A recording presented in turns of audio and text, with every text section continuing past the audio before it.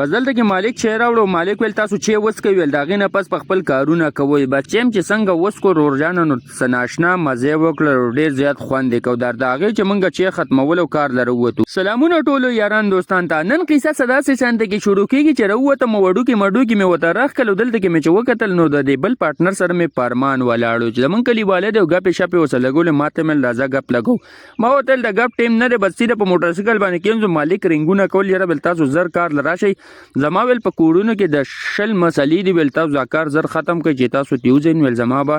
زړه په آرام شي موتل بالکل بیغمه شه بس په موټر سایکل باندې ناسو د شیرګل بازار ته در ورسېدو بس هغه ول سید ول پوسلې ځای خدل د دنورلی گیټ پکارو نو هغه چې گیټونو ته پوس کو نو موږ بس ډایرکټ دلته کې ودرېدو د گیټونو ته پوس موږ خو سار کې ډیر زیات تړم ځکه مې بار بار اډو کې راخ کله بس دلته کې د گیټونو ریټونو ډیر تیز ول بس پدې کې د منګه په موټر سایکل باندې واپس کیناستو را روان شول ځکه چې منګه بد ځان د کار زی ته رسو خو پدې چې منګه ته راځول چې منګ سره پېټرول نشته نو ډایرکټ د پېټرول پمپ ته راتاو شول دلته کې منګه د کولیو په طریقې سره پېټرول واچول دا غزن وروه د سخاکوټ بازار نه وخت تاسو لیدې چې د سخاکوټ دی را چې مخ په وړاندې پیروان یو تر دې چې منګه درګۍ ته راورسېدو اوس په دې درګۍ میلې ډاک کې منګه راتاو شول د درګۍ چې کوم میلې ډاک د دې سر ته منګه یو کور کې کار نیولې دا تاسو لیدې چې دلته کې موږ دا کار شروع کو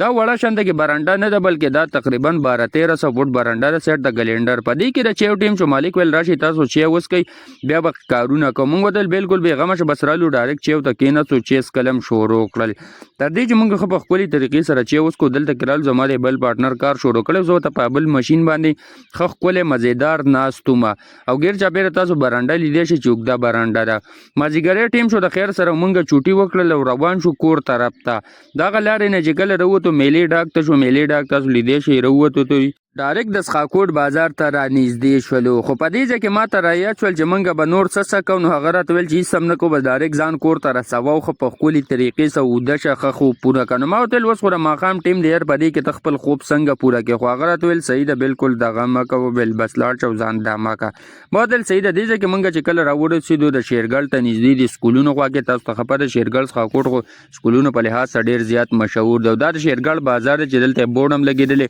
زه ډیر سخت خوشاله شوم ولې چې خپل کلی ته را نږدې شولو همیشه لپاره چې موټر سایکل مونږ کوشو نو زمونږ جسم یو الګ سکون پیدا کی ځکه چې ډیر زیات ستړی کوي سړی موټر سایکل سفر دې ځکه شیرګل پول ته راورسو شیرګل پول تاسو لیدې چې ډیر ښکلی ویو ورکړي ډیر زیات مزیدار او ډیر زیات ښکلی ښکاري چې کله را نږدې مخامخ چې تاسو نه د پدې خټ د پاسه دا تاڼه ده تر دې چې موږ خپل کلی ته راورسو نو تاسو که زموږ چینل نه سبسکرایب کړئ چینل لازمي سبسکرایب کړئ دوستان سره شیر کړئ ملاویږو پر روان ولرز کې الله خوشاله ساته خدا حافظ